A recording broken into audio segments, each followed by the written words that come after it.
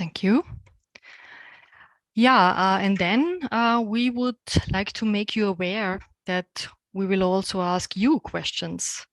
Of course, to keep you awake and to keep you with us in the event. No, it's a joke. We will ask you some questions in Slido polls to get an overview and an input for us where you stand with your applications and what are the most important issues for you. We will turn to you and announce it during the presentations. Yeah, we are very, very happy and proud to announce today that the program is ready for opening. We are ready for new initiatives and new ideas. We are ready for new projects, and we are ready for you. And in the end, ready for together enhancing the program area in different thematic fields, which we will introduce to you today. And thus also, we are ready for improving people's life in our border region. Yeah, what we always stress, not only for the 21 and 27 period, but what we always experienced and told you during the past periods is that it's really the fact that cross-border cooperation between Austria and Hungary, between these two member states, has a long history already. In this respect, of course, we are not speaking about monarchy, but about 4 past periods of cooperation in the course of European structural funding. You see on the slide, it all started in 1995 with FARE, then became the first common and joint Interreg initiative program in the year 2004. Then in 2007 to 13, we had kind of the first real cooperation program. In 14 to 20, European territorial cooperation turned into Interreg again.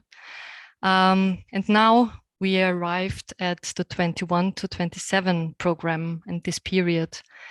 We arrived in a period, we have to say, where in our perspective, no revolution happened, but a good evolution. This is what we believe, meaning that we learned from experiences, we took up the good things, hopefully, and we're really trying to relieve all of us from hampering burdens.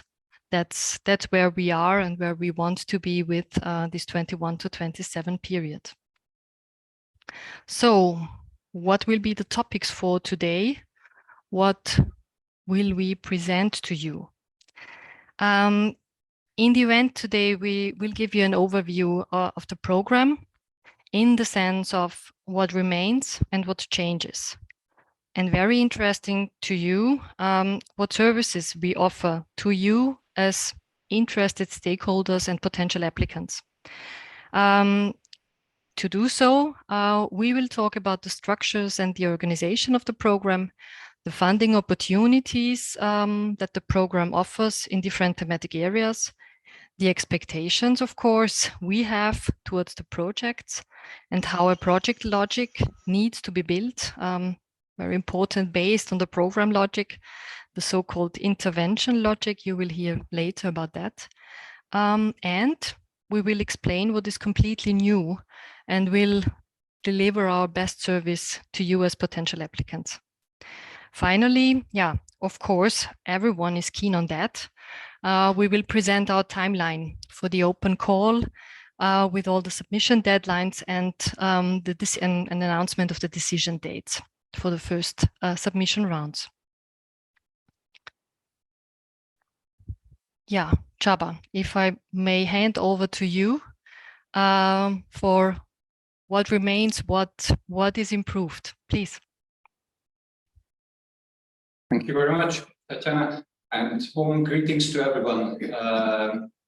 Yes, we have a new program which is a renewed refurbished program, and we were very much looking for possibilities for improvement, and wherever there was also room for maneuver, we did our improvements. I hope to the best interest of us all. We took a lot of the simplification possibilities offered by European legislation, and I strongly believe that in this case, when we are speaking about simplifications, it's not just empty words, as some of us might have thought in earlier phases, but we really did, we really worked hard to achieve something that makes the application process and also the implementation process simpler for our applicants and beneficiaries. We've been saying for some time that the outputs and results, the achievements of the funded projects are very important, and this emphasis on the result orientation goes probably one step further, and I hope that it becomes also clearer. We will talk later more about the outputs and results and how their structure, how the system of outputs and results have become more transparent, I think, and clearer to the applicants and the beneficiaries. In these points, with regard to any new rule, any novelty, but also with regards to the old rules, if you have any questions, then please consult your regional coordinators. They can be contacted mainly in content-related or finance-related questions. And of course, if you have any questions about general program rules or technicalities, then ask the Joint Secretariat or also the Managing Authority. Of course, we have kept what is stable, what is working good, and hope that you consider the structures of the program, the human resources and the persons behind supporting, because we try to give you our best, and we stayed here.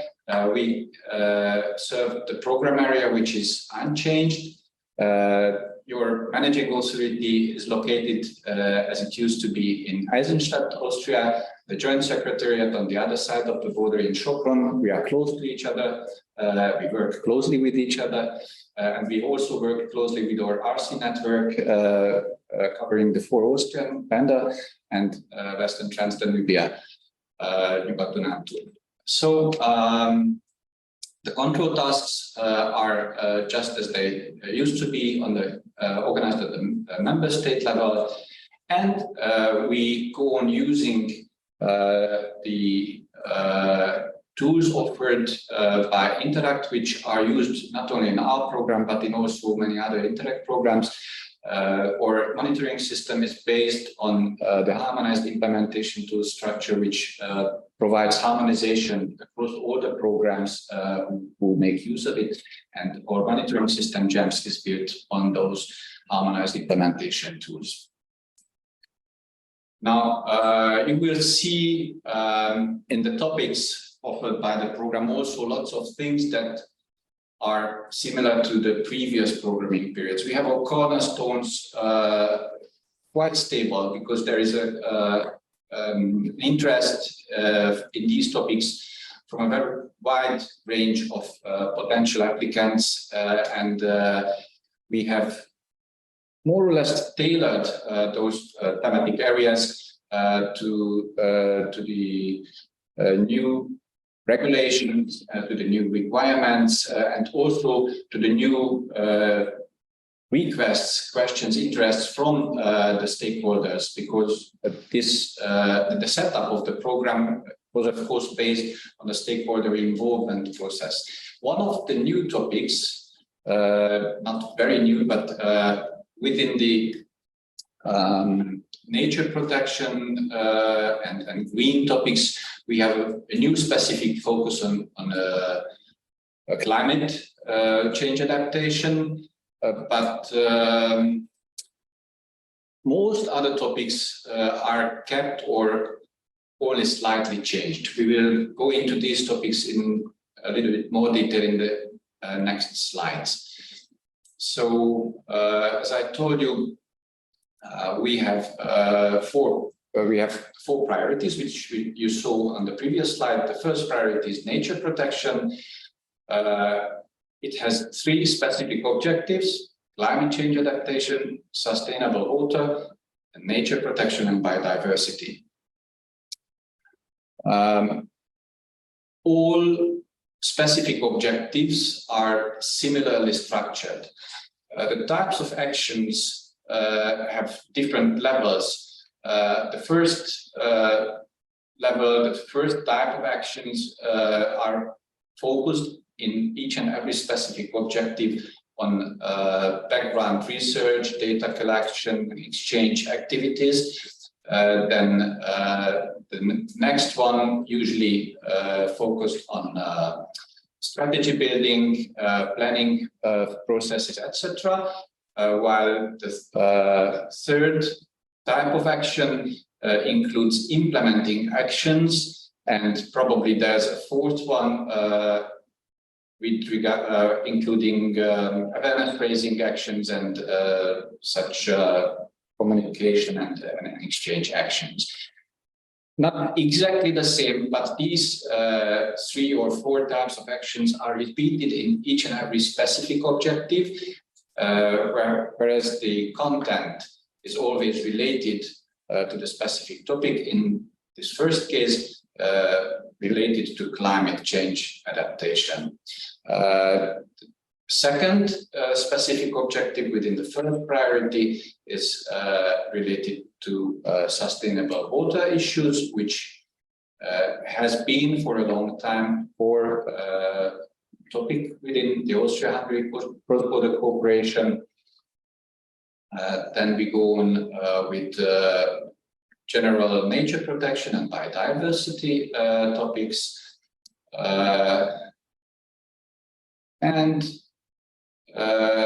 So we come to the second priority, sustainable mobility.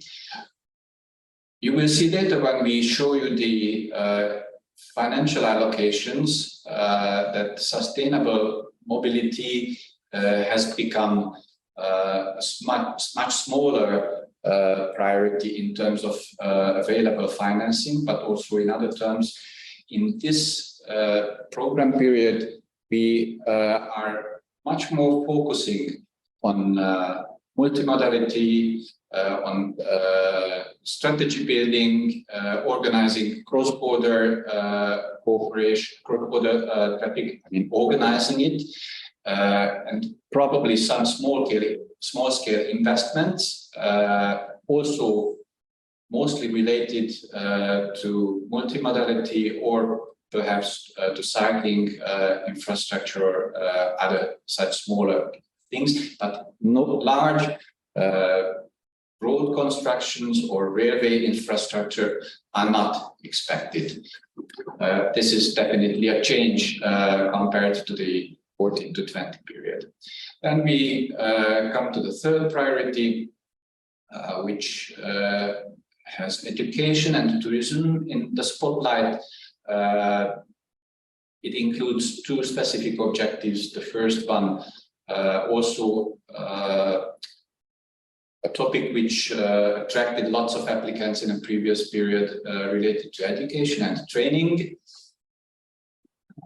And the second specific objective, which is about culture, cultural heritage, and sustainable tourism, another hot topic for the program area.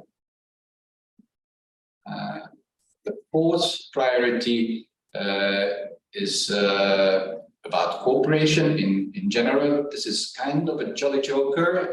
It is the Interreg specific objective, which includes legal and administrative cooperation, but can also include people-to-people initiatives, developing skills, and anything that goes into the direction of exchanging knowledge, best practices within the public administration in the direction of good governance, but also in between non-governmental organizations. So very broadly, this is about what we can say about the topics. And in the next slide, yes, before we go on to the next slide, I would like to draw your attention to the chat, because in the chat, I think you have already a link to Slido with a question about your project ideas. If you have a project idea on your mind already, I think that most of you have, then please open the Slido link and mark in which topics that I've just listed you have your project idea. In the meantime, you can still go on and ask questions if you have anything specific to ask. Yes, so much about the topics. And now let's look at what is new in the program. That can I give you the floor. Yeah, thank you. Yeah, the novelties, first in kind of in financial terms. We have quite big decrease in the program budget, as you see on the slide. The resources that are available from for the program are 49.5 million ERDF from European funds, European Regional Development Fund. That's nearly a decrease of 40%. So compared to 14 to 20, we had around 75 million euros, something over 70. Now it's below 50 million. Yeah, the co-financing rate also changed. It's a change that comes from the regulation. It's 80% ERDF maximum that you can get in your projects. For Hungarian beneficiaries, it's a bit different. Based on the government decree that is indicated here on the slide, it's 60% ERDF and 35 or 40 national contribution, depending on the type of the beneficiary. So those who are affected know that part of the state budget or not part of the state budget. I think it's quite familiar to you. Yeah, and other financial changes, yeah, which are in our point of view, real simplifications that are offered by the regulation and which we of course have taken up for the program, that below a project budget of 5 million euro, VAT is fully eligible. We don't have any revenue issues in the new period. And also there is no 20% rule for costs or expenditure outside the program area. So these rules are for the past, but not valid for the future. And this is good from our perspective. Sorry.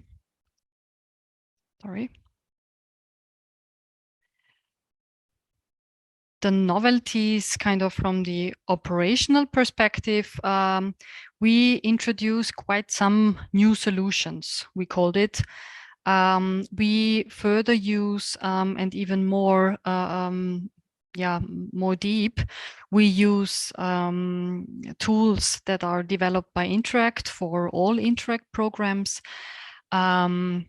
Meaning the harmonized implementation tools that are the basis for our program templates, like the application form, or also your partner and project reports, for example. and the GEMS, the Joint Electronic Monitoring System, new edition. So those of you who already participated in the 1420 program, GEMS is EMS Next Generation. We also introduce in this programming period the possibility for both standard and small scale projects. This is new. You will hear a bit later what this means, what the small scale project is intended to be. In comparison to the past, we will have an even stronger focus on simplified cost options, including new options that we introduced for this program. For example, unit costs for staff expenditure. Yeah, and then something for the future. We think of introducing probably a call for capitalization projects, which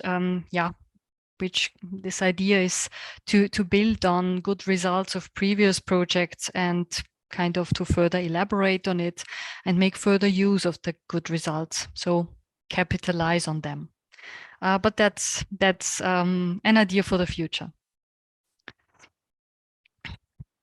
Turning to the next slide. Yeah, thank you. We are at the program budget and the distribution of the funds to the priorities, to the thematic fields. Out of the 49 million, which I told you just before, total ERDF for the program, nearly 46 million are available for the projects. This is distributed to the thematic areas that Csaba presented to you, namely, which are the priorities of the program. You see here in priority 1, 19 million that are more than 40% of the program budget is available for the green and resilient program area. Priority 2, a bit more than 4 million euro. That's less than 10% of the program budget is available for a better connection in our region. Priority 3, nearly 16 million, that's around 35% of the program budget, is for improving competences. And in priority 4, nearly 7 million euro, that's around 15%, is there for legal and administrative cooperation in the program area. Okay, and that's kind of the frame in financial and content terms. And now I hand over to Csaba again to explain a bit about the expectations and the design of the projects.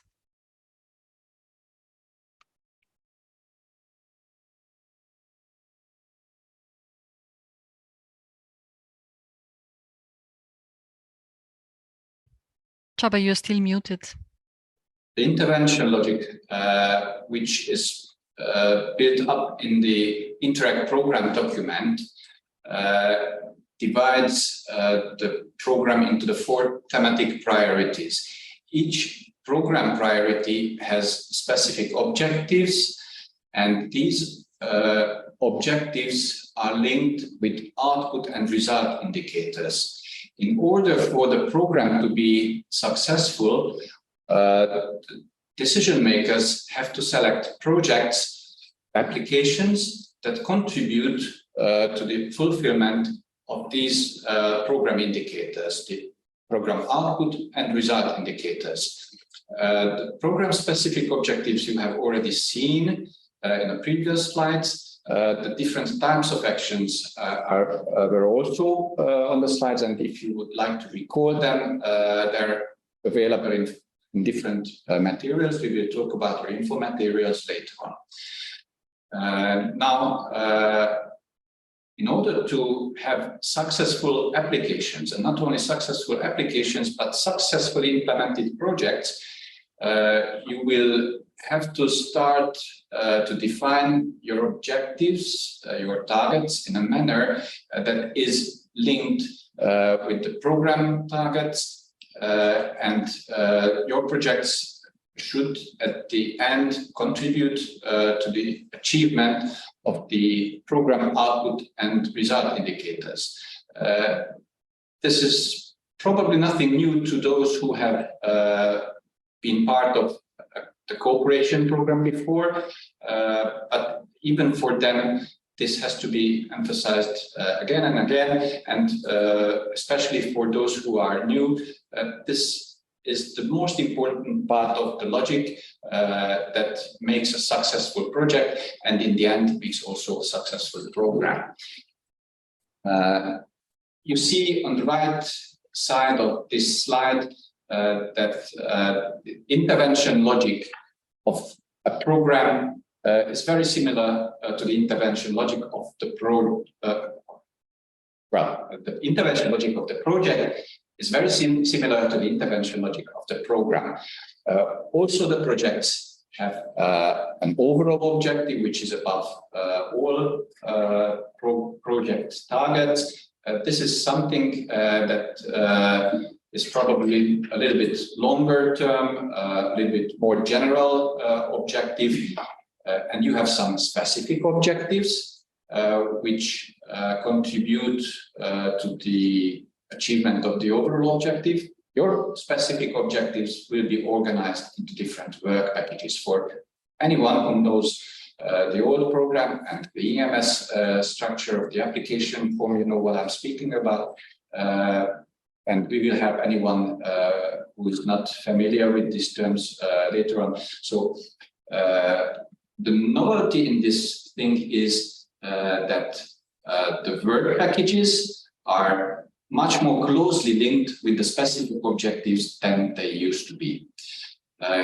Each work package has one specific objective, and each specific objective is directly linked with one work package.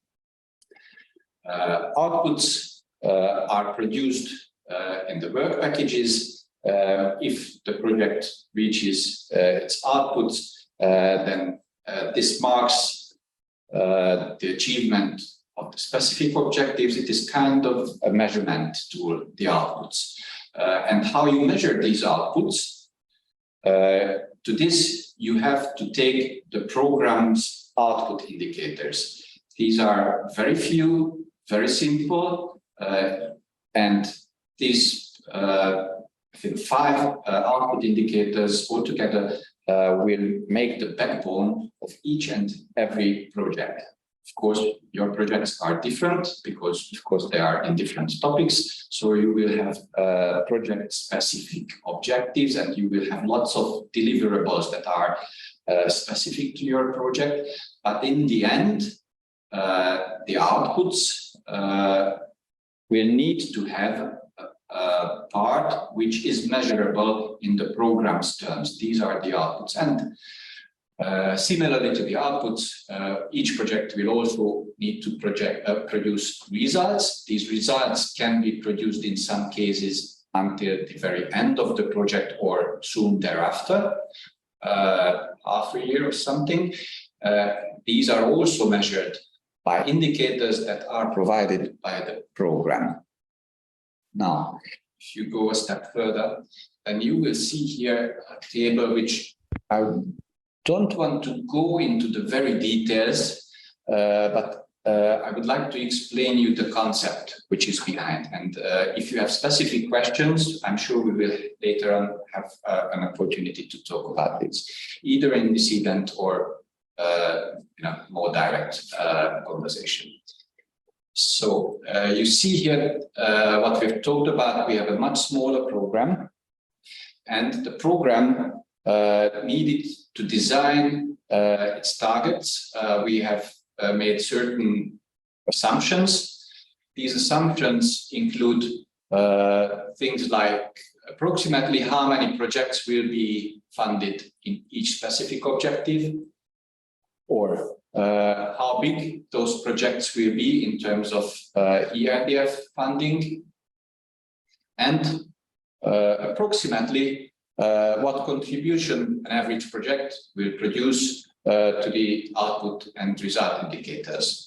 From this logic, the program has made its targets in terms of output and result indicator targets. If we would like to be successful, then the monitoring committee will have to select projects that are able to contribute to these program targets. This means, in other words, we cannot select, or the monitoring committee cannot select huge projects with small impact, with small contribution to the program targets. Or also, turning a little bit around, maybe it would be also not very fine if not realistic if the project achievements would be irrationally high. So there is a certain ratio that projects can produce of the different outputs. You see now that the common output indicators and the result indicators on the right, in the right columns of this table, are repeated in almost every specific objective. These common output and result indicators include things like number of participants, number of organizations participating in cross-border cooperation, number of strategies or plans produced, and similar very simple output indicators. We will not go into the details now, but you can find all the necessary information about the indicators in the dedicated indicator manual. And I warmly suggest to everyone to take this manual into hand, look at the indicators and select those indicators which your project can contribute to in your chosen thematic field, and build your projects around these specific objectives and indicators, so that the measures, the approximate size of the project and the expected contribution of the indicators should be in harmony with the program targets. You will find this table in our manuals and fact sheets. Now, the next thing, we have already announced that we have a big novelty, something many applicants have waited for a long time. We will offer possibility to submit small-scale projects. Not right at the very beginning, but soon thereafter. The standard projects call will be opened at the end of this month. You will have time to prepare your applications until the end of September, submit them until the 29th. And while you're working on your standard projects, there's some little background work on the small-scale project application form, and we will open it according to plan on the 6th of November, so that in the second submission round for the standard projects, you can submit your first small-scale projects at the same time. This second deadline, first one for the small scale, will be on the 9th February next year. The small-scale projects are different to the standard projects, mainly in their size and some other aspects, but most of the rules and the expectations are similar to the standard projects. This means there will not be a separate eligibility manual or separate application manual whatsoever for the small projects. In our manuals, you will always see highlighted the specific rules which are applicable for the small-scale projects, different than to others. Here on this slide, you see the main characteristics of a small-scale project. Of course, just like in any other cross-border cooperation project, there has to be one partner from both sides of the border, but in small-scale projects, we do not allow more than 3 partners altogether. And to avoid complications or to introduce some simplification, take it as you wish, there will also be no strategic partners in the small-scale projects. We think that for small-scale applications, this is reasonable. These are simple, focused, in many cases, people-to-people actions.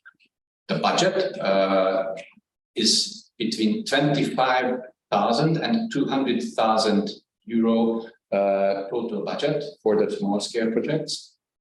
This doesn't seem to be so small, probably, for some of you, but it is definitely small in comparison to the average project size in the previous program periods.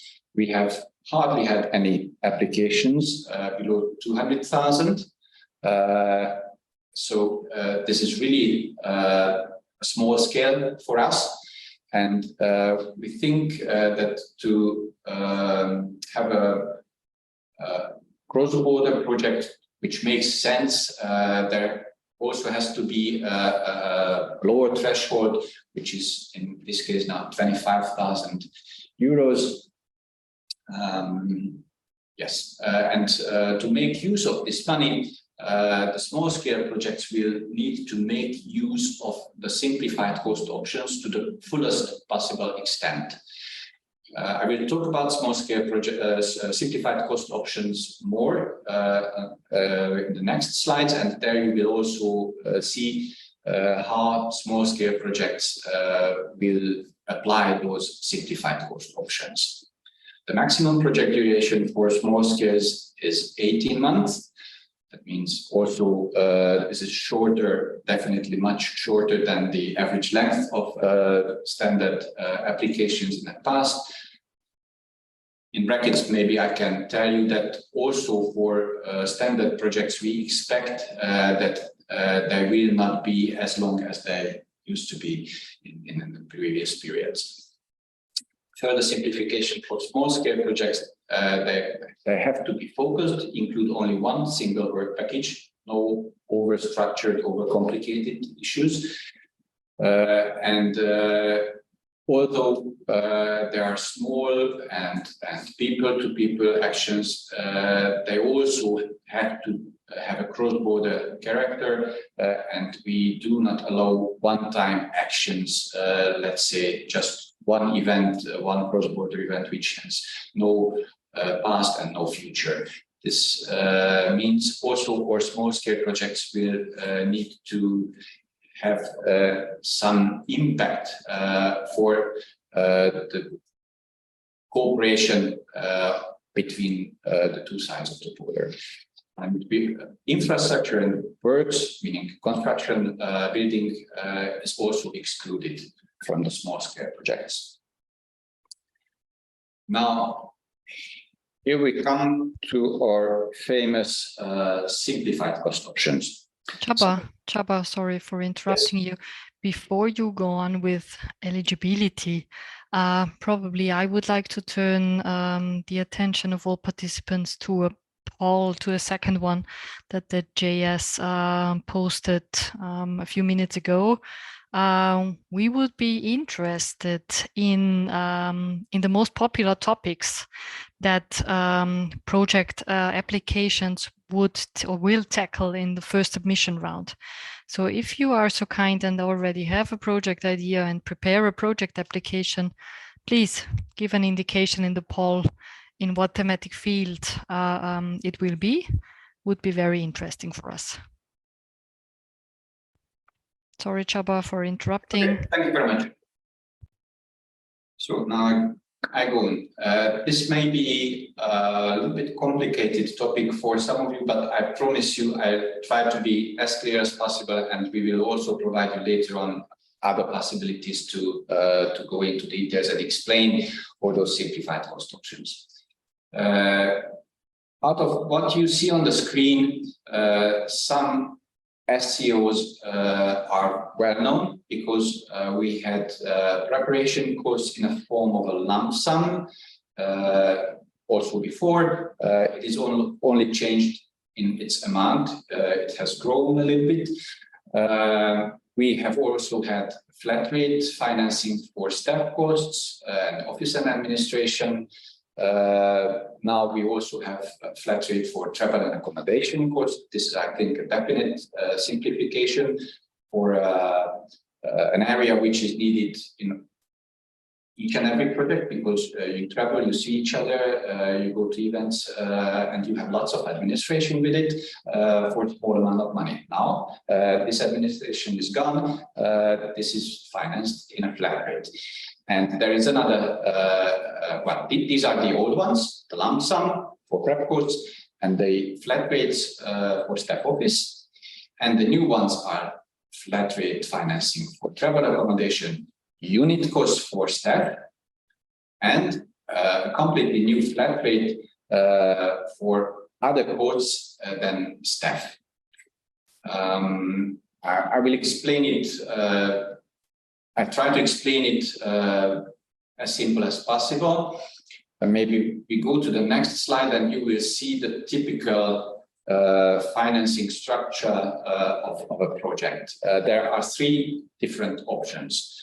Out of these options, option one is not available for small scale projects. I will tell you why. Small scale projects will need to apply option 2 or option 3. Standard projects can apply all three options. Now, basically, you start with setting up your internal organization structure. Who is going to, what functions are needed for the implementation of your project? For these functions, what capacities you need, and to finance those internal organization capacities, you need to finance staff. You have two options for this. Either you finance your staff based on unit costs, or you take the 20% flat rate of the direct costs, meaning external expertise, equipment and infrastructure are the direct costs. This is the basis, and 20% of these three other cost categories will be given to the beneficiary as staff flat rate financing. The office and administration costs, as well as the travel and accommodation costs, are both financed in form of a flat rate. 15% of the staff costs is office administration, 6% of the staff costs is travel and accommodation financing, independent whether the staff is based on unit costs or if it is a flat rate of the direct costs. As you see, in the first two columns, external expertise, equipment, and infrastructure are usually financed, or in most cases probably financed as real costs. We have no dedicated simplified cost options in these categories, except the third constellation, where you finance the staff costs directly on the basis of unit costs, and all other costs, anything else, is covered by 40% flat rate financing, whereas the basis is the unit staff unit cost financing, and 40% of that goes to all other cost categories. As I told you, the real novelty is the unit costs. There's nothing much to do about the flat rates. These are so-called off-the-shelf cost options that are defined in the European regulations, and we just take them and apply them. It's a very simple calculation. Also, the preparation codes, which is not program specific, but it is a very simple one single amount that goes to each and every successful project by contract signature. What is more complicated is how unit costs, how staff costs will be financed. There is serious simplification. You either take the 20% flat rate or you finance your staff based on hourly rates. And these hourly rates are defined according to 4 performance groups. Each 4 performance group has an hourly rate for Austrian applicants and also 4 performance group, each one with an hourly rate for Hungarian applicants. The performance groups are divided into smaller categories, into different functions, so that the functions that are closer to the real world activities of the projects can be more easily defined, and with other words, functions are grouped into performance groups. Now, what you need to do is to select those functions that are needed during the implementation of your project. Estimate approximately how many hours you will need to use for each function during the project implementation. This is the basis of your planning, and this is also the basis of the project assessment, quality assessment, and so on it goes until contracting. You first have to think about which person fulfills those functions when you go into the contracting phase, and then the person will be allocated to the functions. And while you're implementing your project, you very simply report the hours spent by each and every person on the project in their respective function, and the financing will go by the time spent on the project and the related hourly rate multiplied by those hours. What do we speak about? Here are the 4 performance groups. Basically, in each and every project, there are usually managers who are responsible for the leadership of the project. There are some coordinators and experts who go more into the thematic depths of the project. There are background workers, assistants who support those experts, and some of them are linked to the thematic activities, and some of them are linked to the general administration. So these are the professional assistants and general assistants, so to say. The second and the third performance group is divided into more functions, 3 functions each. The coordinators and experts can be thematic coordinators. Some others are more specific to communication or finance, and there are also experts who do not necessarily do coordination work, but are more focused on the thematic work. Similar division is applied also for the professional assistants. We have 3 functions here: thematic assistant, management and communication assistant, and finance assistants. We will definitely have more talks about how you assign your project workers, your staff to these functions, but I think this will come later. Now, another novelty, which is a little bit of an unknown territory to many of us, is the territory of state aid. We have had state aid assessment in the previous program periods, and we had also few de minimis cases, but really only a few. We do not expect much more in the new period, but we would like to be more open to these issues, and we also take the opportunity offered by the harmonized implementation tools and the GEMS monitoring system. Namely, we have a standardized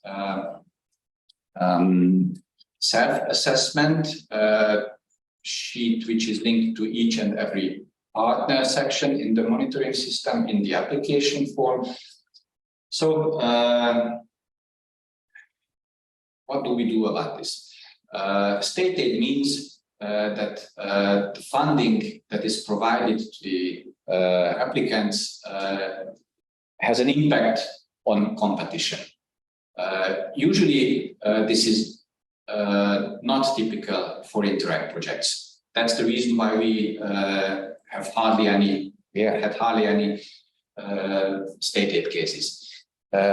If nevertheless the applicant does something which have a distortion effect on the market, which has an impact on competition, then specific rules need to be applied.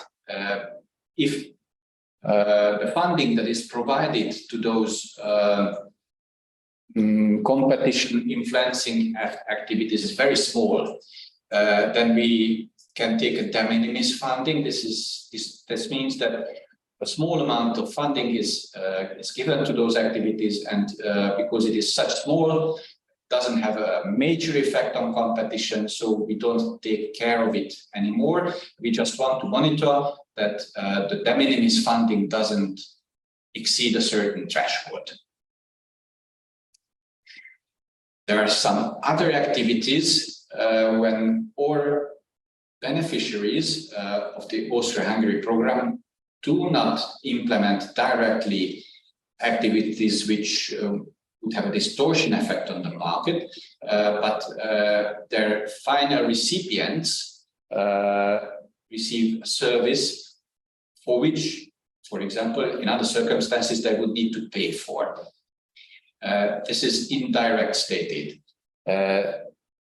We have had some such cases in the 14 to 20 period, but these cases were not so strictly regulated. It was a little bit in the gray zone.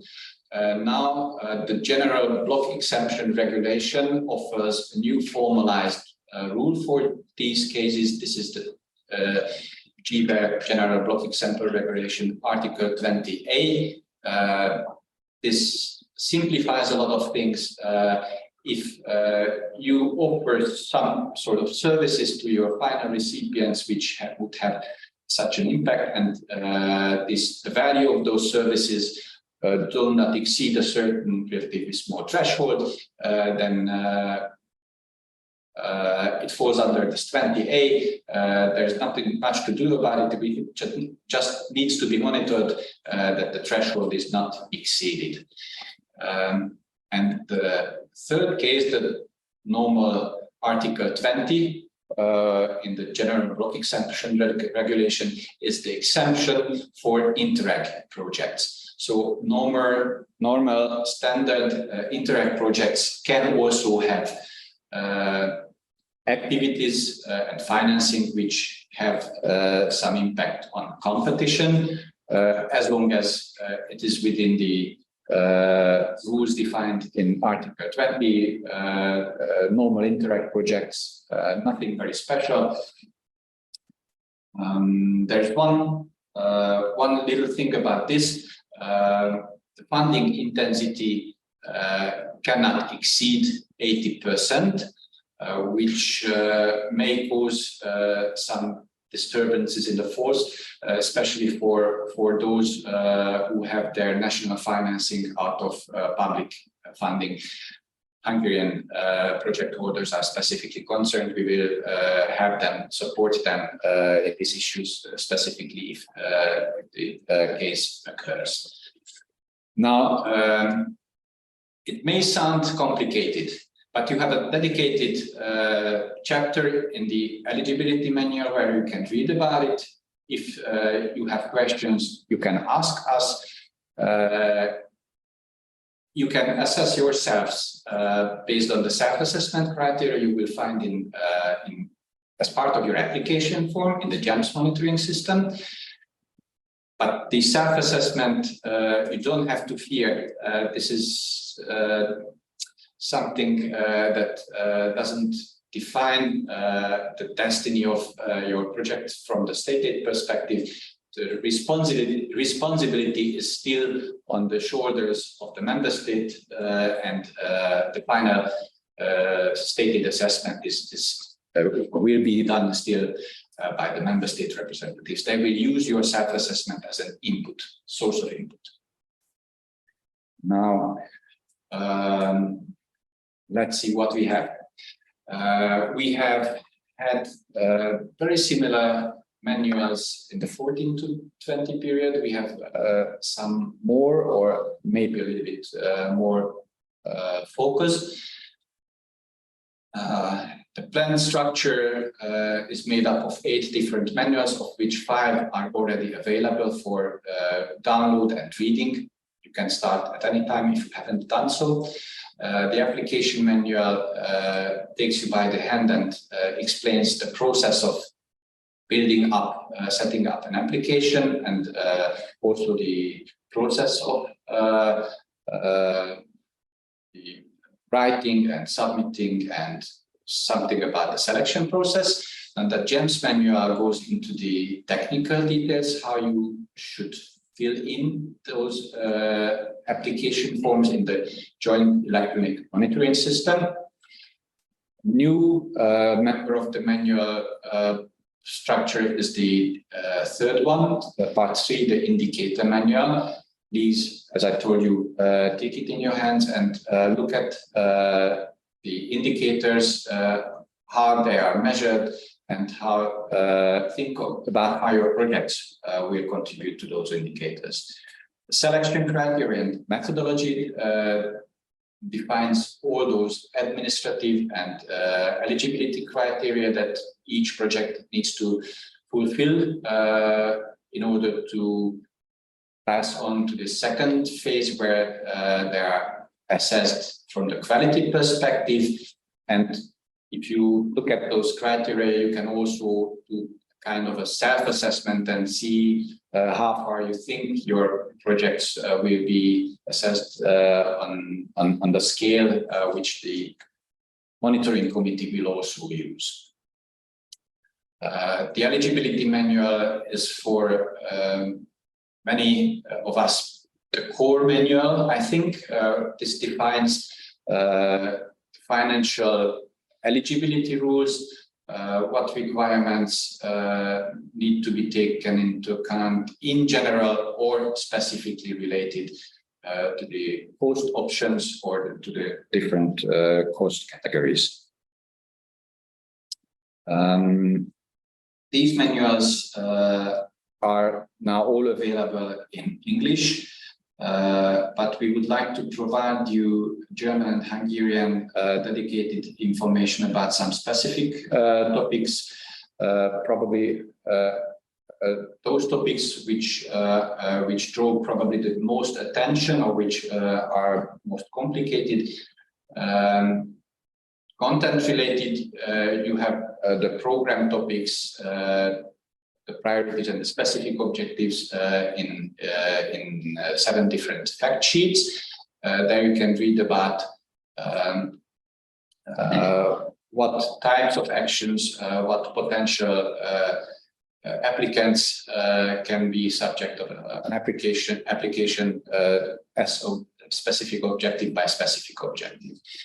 Then we will have about the new specific objective, staff cost, a dedicated fact sheet, and some other fact sheets about technicalities like what are the expectations with regard to small scale projects, what are the expectations of the program with regard to contribution to indicators, and we also plan to publish a fact sheet on the intervention logic. You will find those documents and many more on our program webpage. And now I give the word back to Tatjana. Yeah, thank you. A lot of information was given now to you, and probably you do not remember all of this. I mean, at least I would have difficulties, I admit. So where do you go to find all this?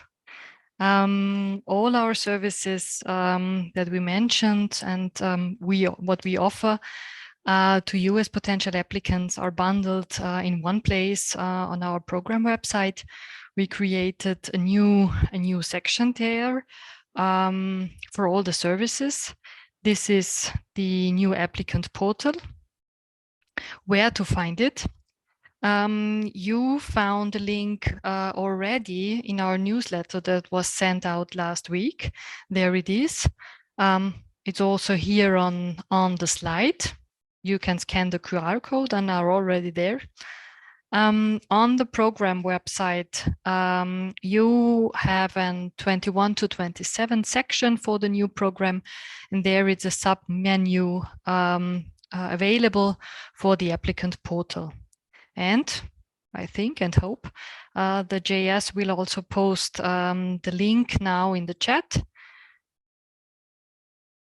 And you can go there and find it. Yeah, what do you find there? In our opinion, everything that you need. Give you an overview, a short one. You see the first buttons here already, the first boxes. You find the Interreg program document that is approved by the European Commission, so the ground and the basis of all the funding. The description of the objectives in the meaning of specific objectives and priorities of the program. All dates for our open calls for applications for the standard and small scale projects in the calls for applications box. Then in the application documents, you find, for example, a model of the application form. It's obligatory annexes that you will have to submit together with the the application form in electronic format that is built in the joint electronic monitoring system of the program. Very important, the program manual with all the parts that was just presented by Csaba to you. It contains the most important information source when developing an application for our program. You will find everything there what you need, and we really hope that we will go there and check the documents.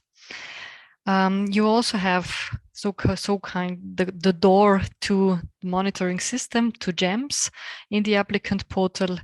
The button is still not alive, as the monitoring system will go live on the date of the call opening.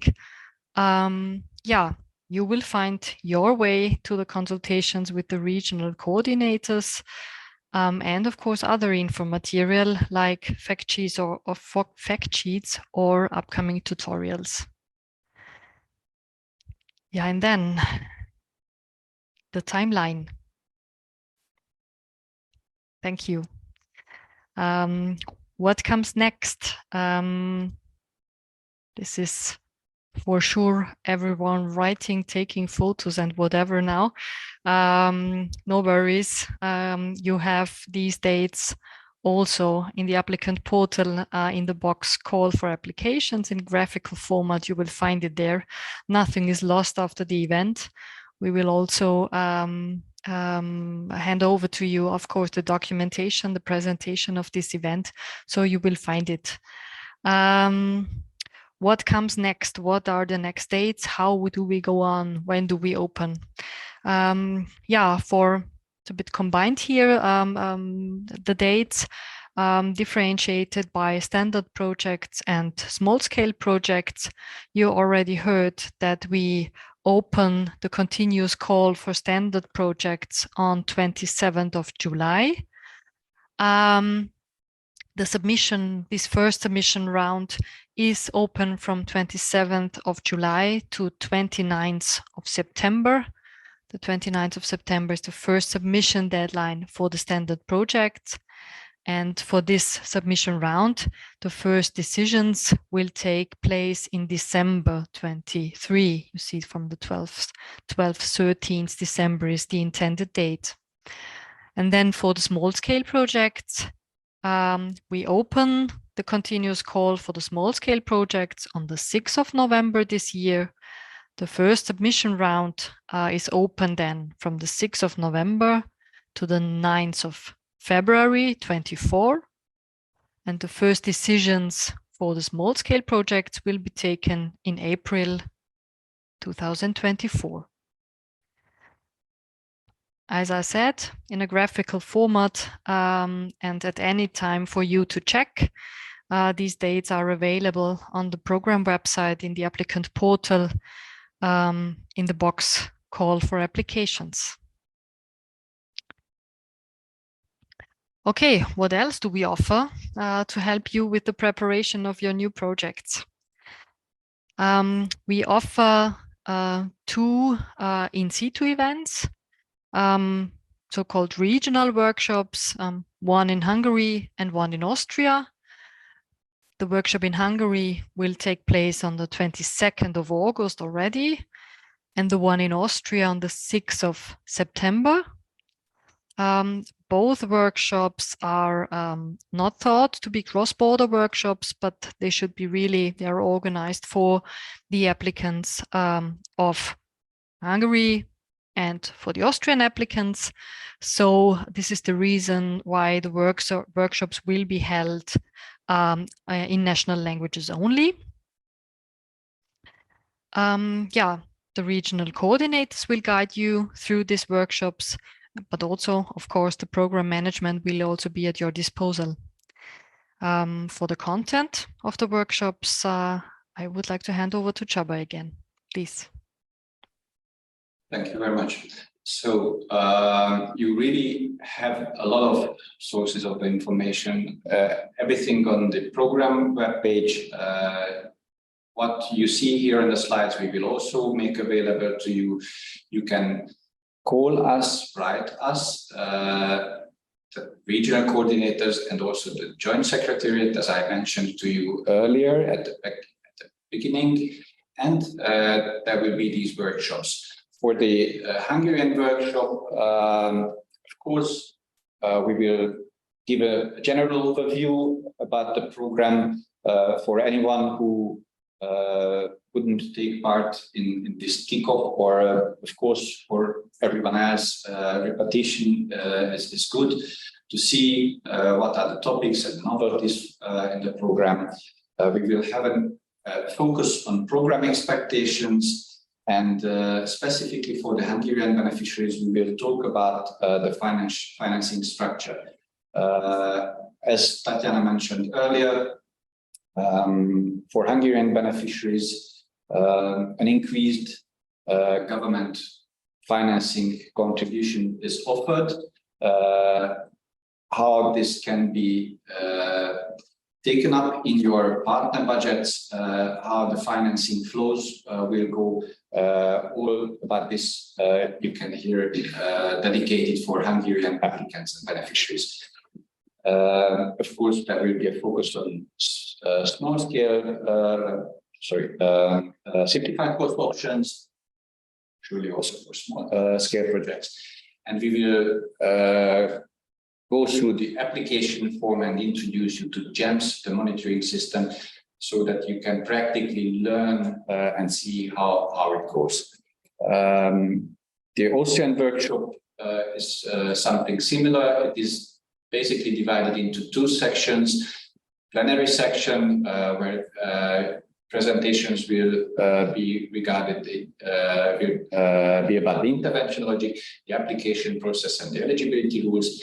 And in 2 parallel workshops afterwards, you can consult the regional coordinators of the Austrian Länder and discuss with them your specific project ideas.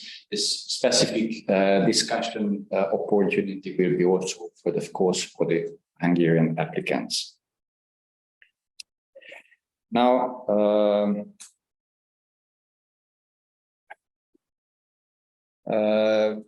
in the meantime, while we were talking, we have received a few questions in the chat, and I haven't checked, but I hope also quite some questions in Slido.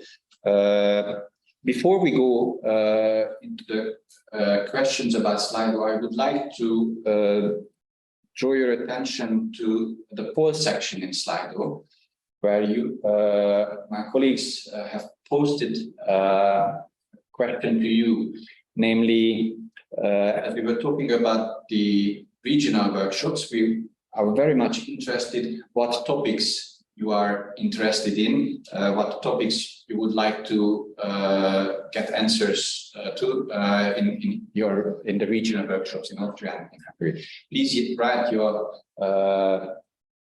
wishes or your proposals, your focus questions into this poll.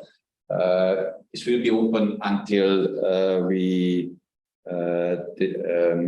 try to go through your questions and discuss what you asked on Slido. Now I will, if you give me a second, I go to the Q&A section and I try to share it on the screen. I hope you do you see it too on the shared screen? Yes, you do. Okay. Then we don't have many questions, but we have some. I think we shall start at the beginning. First question. Okay, these are also ranked. The question that is interesting for some others. You said a capitalization call is planned in the future. Does it mean that in the first call, no capitalization type projects are expected? Tatiana, would you like to, please, go ahead. Yes, gladly, I take over. Thank you. No, of course, this does not mean that capitalization type projects are not allowed in one of the decision rounds, in any of them. It just means that we think of a new idea of really shaping a dedicated call for capitalization projects. And this would mean that we from the program side would have to define what we mean with that and what we would like to see with that. In the question, I understand the capitalization type projects as a bit of successor projects building on previous projects. These projects, of course, hopefully have capitalization parts in it, but in the capitalization call, it would be even more focused, defined what we would like to see. That's a bit the difference. But of course, it's not forbidden, but wished for that you build on existing practice, being it that they stem from Interreg Austria-Hungary projects, or probably also transnationals or neighboring program projects. I hope this answers the question. Thank you, Tatiana. Now the next question, are there any already confirmed locations for the Hungarian and Austrian workshops? As far as I know, they are under organization, but if our regional coordinators have some more specific answers, you're there, please, you can switch on your mic. Thank you, Csaba. Good afternoon for everyone. I am Agnes Gombás from the Hungarian Regional Coordinator team. And you are right, Csaba, the Hungarian event is under organization. So we would like to ask your patience and spread the information when we will have it. Thank you. Thank you, Agi. Austrian colleagues, as far as I know, you plan to have the Austrian event at a location which is easily accessible from all regions of Austria in the program region. So it will probably be somewhere in the middle. If you have anything more specific, then speak up, please. If not, then it's also fine. I think you will surely let it know early on time. Yeah, it's not decided yet. Good. Thank you. Then another question. Would it be possible to apply for standard projects after the 29th of September, or is the call after this date only open for small-scale projects? Of course, the call for standard projects will be open continuously until the program ends.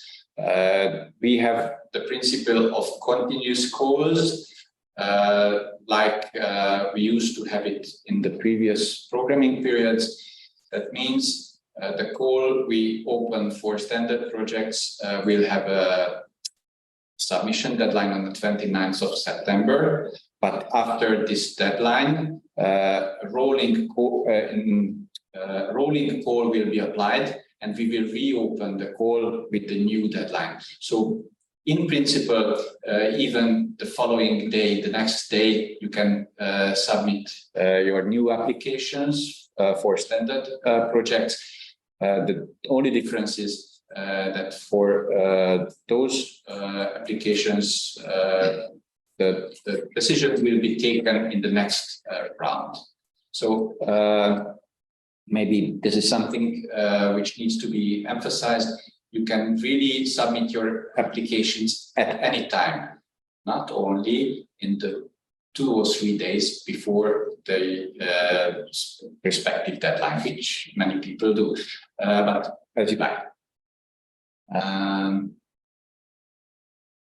Next one. When will the template for the partnership agreement be published? May I give you the word, Tatiana? Yeah.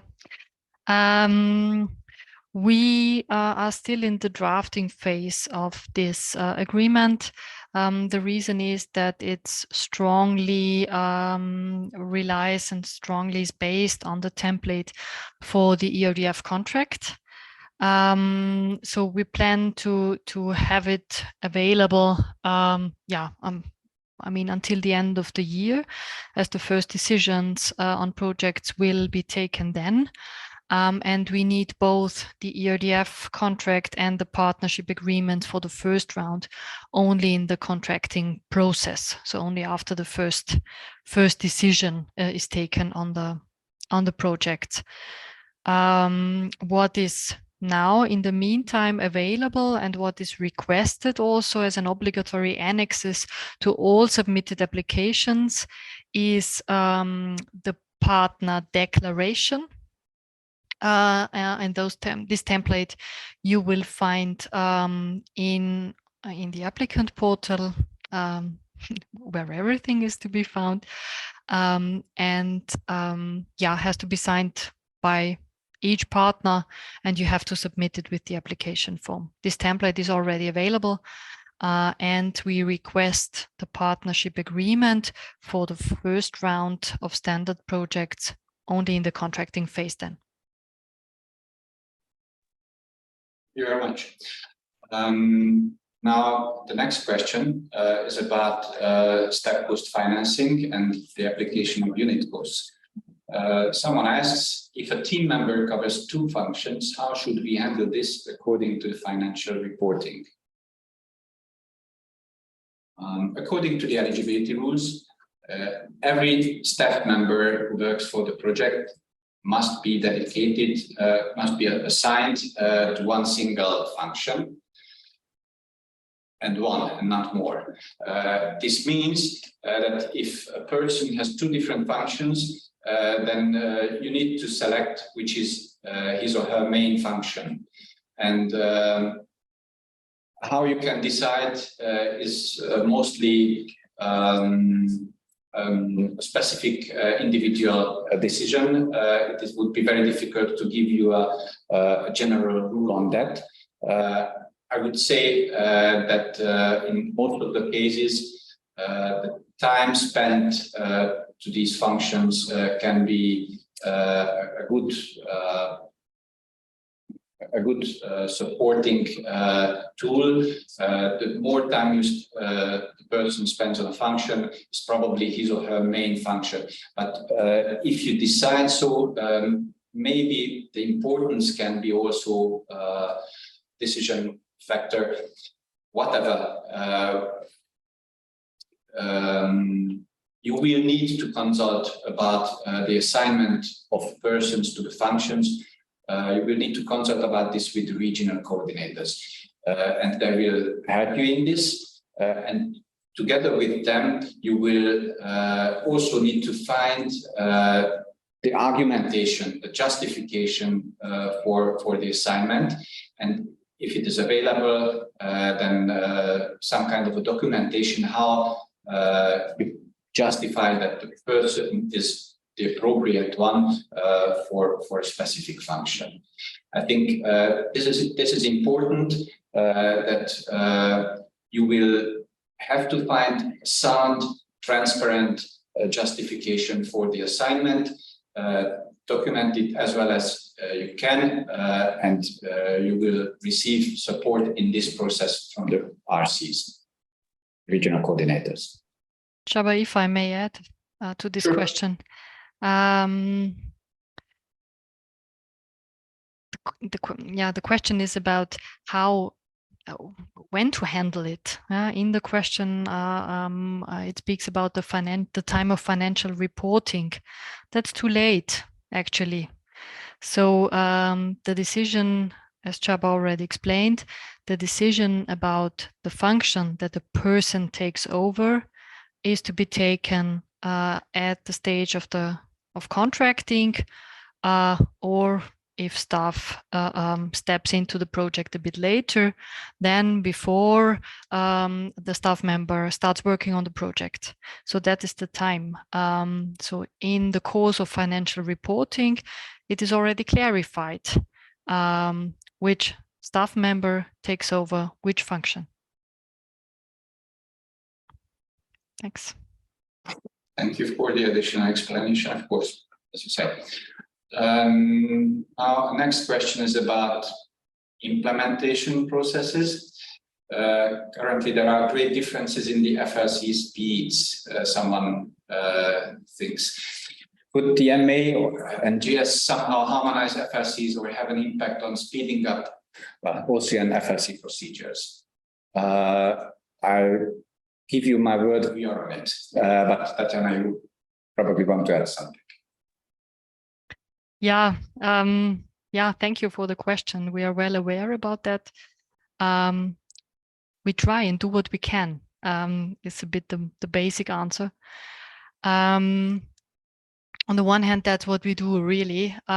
We very often compare the speed of FLCs, the speed on the level of the projects and partners.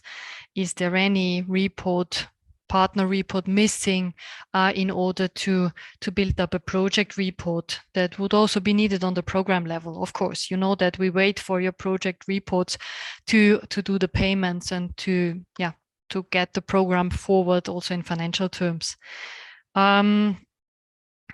So we do that, especially now, and at the closure procedure, we were in very close contact to the FLCs. But I think you all know that different speed of FLCs has different reasons, where we probably do not have influence on it. We do our best in coordination. We will keep coordinating and keep talking to them. We have a quite good relation to all FLCs that's really not the issue. And the second point that will hopefully, this is our strong wish, change a bit the situation is the strong focus on simplified cost options. So we very much hope that this would help, more continuous verification of project expenditure. But on the other hand, I also have to say that we really have to rely on you for better quality reporting and better reporting in time. So we see also on the one hand different speeds in the FLC work. We fully agree. That's nothing bad to say. The FLCs also know that and know the reasons. But you can do a very important and good contribution to continuous verifications if you seek to submit your reports in a good quality. Thank you very much. Next question is about whether JS signs the de minimis certification or who should do that. There's a simple answer to this, that JS doesn't sign anything. And there's a little bit more complicated one. The de minimis declarations you will need to sign, each and every project partner. The de minimis declaration is about whether the partner organization has received de minimis funds in the previous period of time.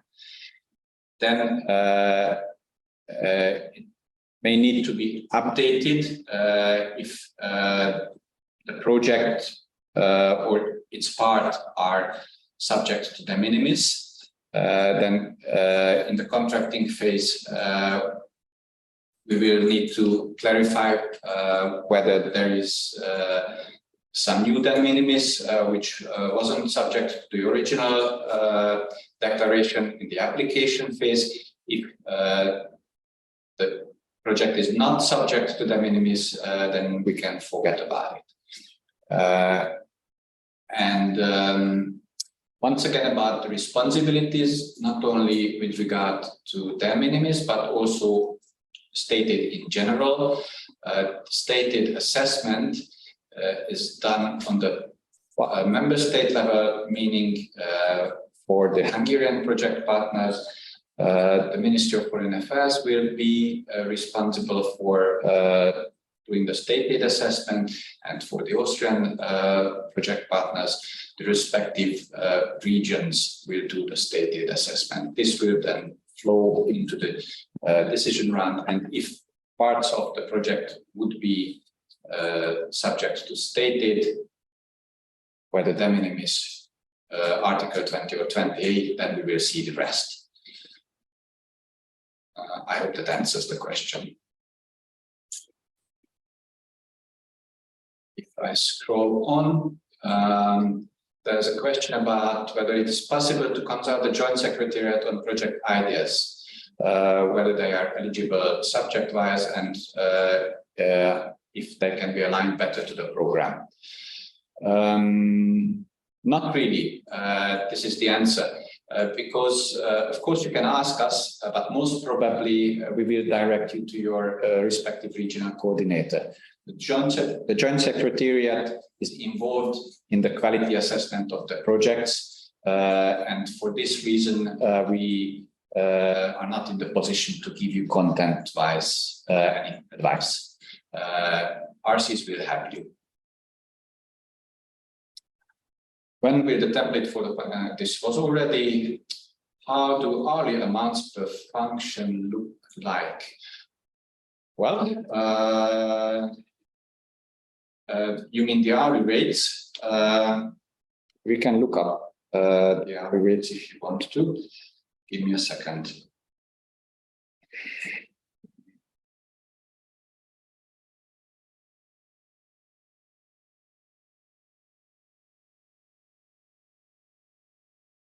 If anyone has already looked at our program manuals, then you go to the eligibility manual and go to the annexes at the very end of the document. Annex 6.3 includes the definition of unit costs according to performance groups. I can show you it is publicly available on the program webpage. This is it. We have separate hourly rates for Austrian and for Hungarian beneficiaries. The manager category starts with 48 euros per hour in Austria, 22.50 for Hungarians, and it goes down to the assistant hourly rates, 17 euros for Austrians and 5.50 euros for Hungarians. What shall I say? For Hungarian applicants, this may look disappointing, but believe us, we did our best to make the difference as small as possible.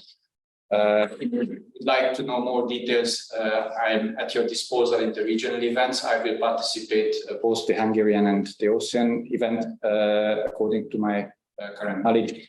And I will tell you what statistical methods were used to define these hourly rates.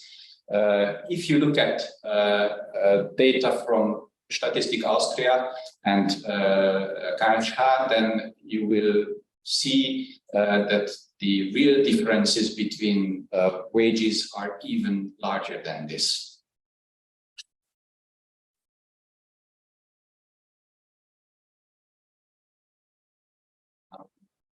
Indexation of unit costs. The indexation will take place most probably on an annual basis. The methodology that the managing authority and JS defined plans to look at the increase in wage levels, and if a certain threshold is exceeded, which will be most probably the case, then indexation will take place. We have a specific, certain, well-defined methodology for the indexation, which is also subject to review by the program's audit authority, and based on this methodology, the indexation will happen. Which means for a specific project, the hourly rates in the approved version, in the application, and in the approved version of the application will stay until the end of the project. So there will be no indexation within a project. But if you submit a new application next year, then new hourly rates may be available in the next calendar year. Statistical data for a certain calendar year, let's say for 23, will become available around February 24. And as soon as data becomes available, we will look at the statistical information, and if there's certain increase, which I think there will be, then we will do the indexation process and we'll publish a new updated set of hourly rates, which will be then available from the next submission round, from the next selection round onwards. I hope this explains.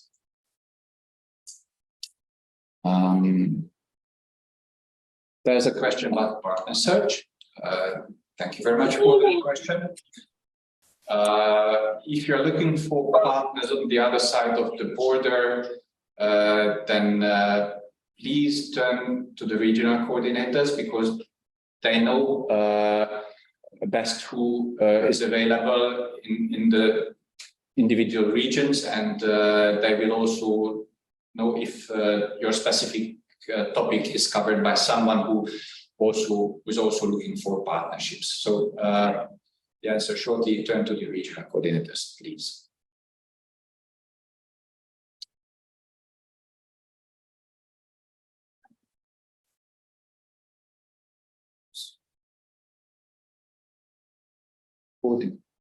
Okay.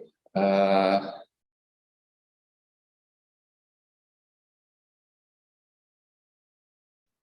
presentation. Csaba, wait yes. a second. Yes. There is another question in the chat. How to find the regional coordinators? As I already told, the applicant portal. This is the place where you find everything. There's a box with consultations. You go there and find the contacts of all regional coordinators in the respective regions participating in the program.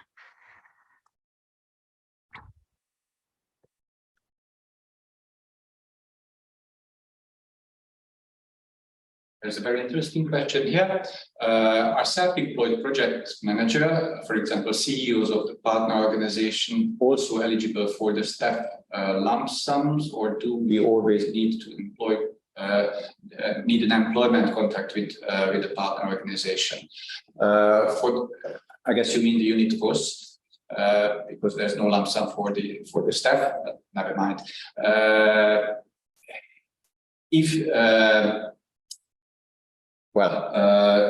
Unit costs cover the costs of the employees employed by the project partner organization. I think this is the simple answer to this question.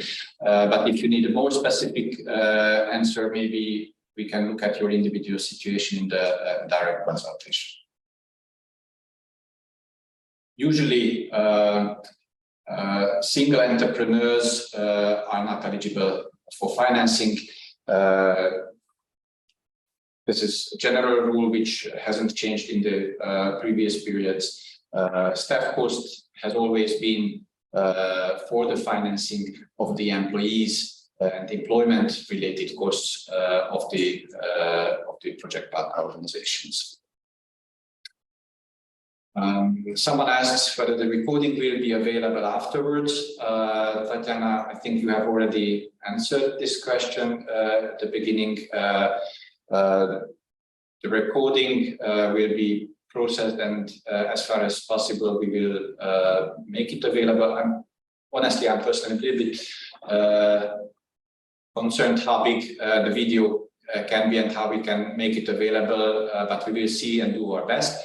Nevertheless, you can be assured that the presentation, the questions and the answers will be published, and you will find an answer also to everything in the fact sheets and the manuals on the application portal.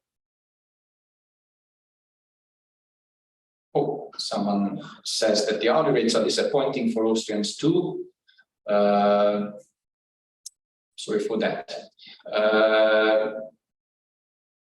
This is the price of simplification that some are better off, some are worse off with these hourly rates. It is never exactly as much as persons earn, because there are differences. This is the price for simplification, if I may say so. And this is really based on statistical data. It's a kind of an average and even indexed for future years to cover as much as possible. But Tatiana, I see you would like to add something. Yes, thank you.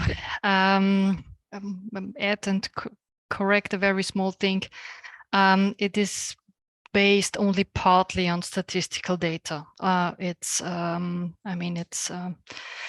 It's totally based on our real costs, our staff costs of all 14 to 20 projects. So we are very sorry to say that this is the proxy of reality. So this is the result of what staff was and is working on the 14 to 20 projects and their salaries and their activities they carry out. So, and this what we calculated there was really supported, so to say, by statistical data. Statistical data was even lower, we have to say, for both member states. And we did our best with indexation to calculate attractive hourly rates as far as possible. But really, it's nothing that we invented or scaled down on the basis on some statistical data. It's really based on real costs, which have been reported by all the projects in the 14 to 20 period. That is the staff that works now on our projects in Interreg Austria-Hungary. Yes, exactly. Thank you very much for the contribution. I'm scrolling down to see what other questions are left. See, indexation, partner search, de minimis, application process, continuous call, consultation possibilities, partnership agreement, hourly rates.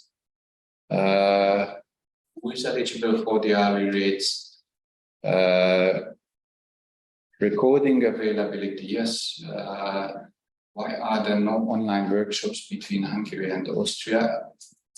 To be very honest, I don't exactly understand the question.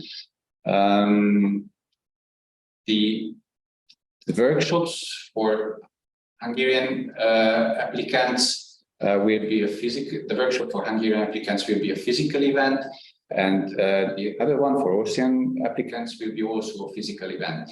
If there would be a possibility to take part online, honestly,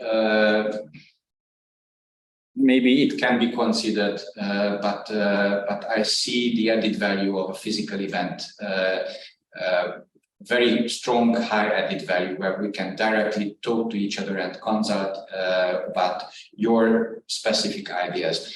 If we're speaking about the online event, well, here it is. But if you have some more specific issues than what we can cover now in the kickoff, then please feel free to turn to us at any time. I would like to add, Csaba, strongly agree that we think that for consultations on very specific questions, an in situ event is really the better option than the online event. This online event is made to reach, let's say, the broadest possible audience without making you travel all over the program region and giving you the information in the shortest possible time. This is the aim of this current event today. The workshops aim to tackle the people in the region and the applicants in the region to really be able to discuss probably also member state specific questions. We and the regional coordinators experience that there are a lot, that there are differences in the questions from Austrian applicants and from Hungarian applicants, and this is the way how we would like to tackle that.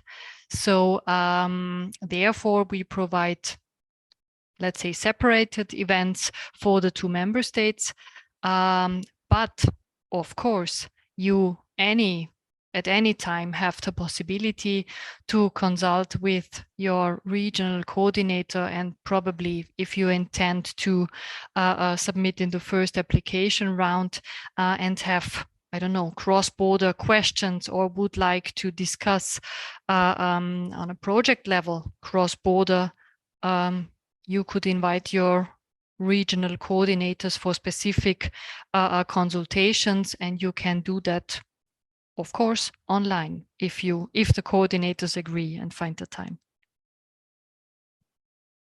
Thank you. Thank you very much.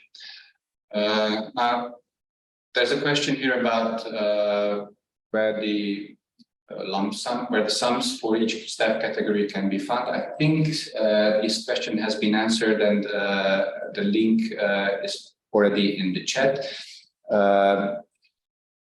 The amounts for the unit costs you find in the eligibility manual.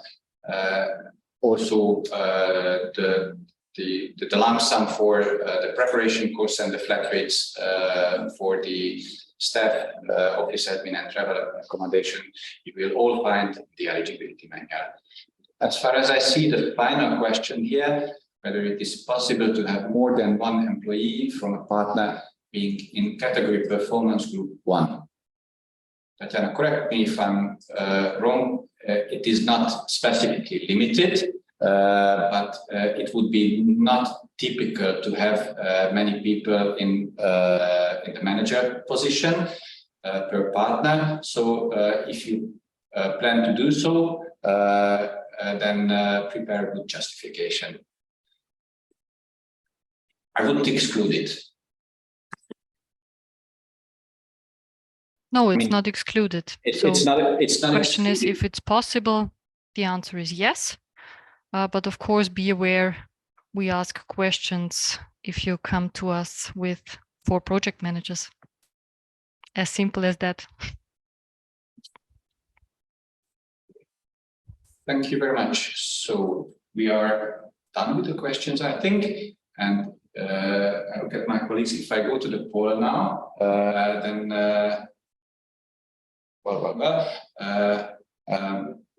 few, not in this view. How we had the poll question about what topics you would like to get covered in the regional workshops.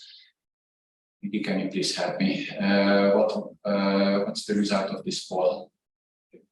I cannot show you, unfortunately, but I can tell you that the most popular specific objective for the first round seems to be SO31, education and training infrastructure. Almost 40% of the answers went to this. Then with 22%, the second is climate change adoption. And the third one with 18% is legal and administrative cooperation. And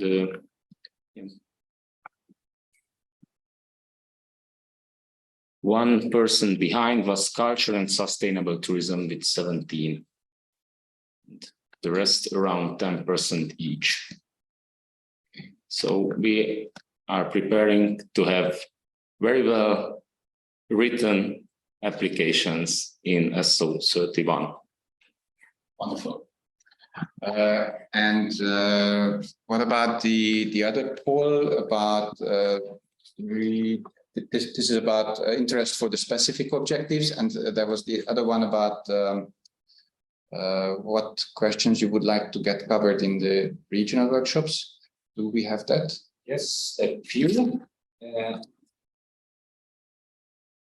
With the documents which need to be submitted with the application. So this is pretty well summarized in our manuals, what kind of compulsory and additional annexes you have to submit. People are really eager to know about SCOs. We will go into that. And yeah, budget planning, overview about documentation, reporting process, especially for staff costs. So the novelties make people curious, we can say. Thank you very much. We will take it with us to the regional coordinators, share with them, and get prepared for the regional events. And I think there's one more thing I would like to show you here on the screen. You have on Slido the same question. We would like to ask your opinion, how you think this online event met your expectations, and whether you received the information you were interested in. Please rate us from 1 to 5. We'll give you some time for this. We are still 75 participants in the Zoom meeting, so I would appreciate if we would have answer from most of you as far as possible.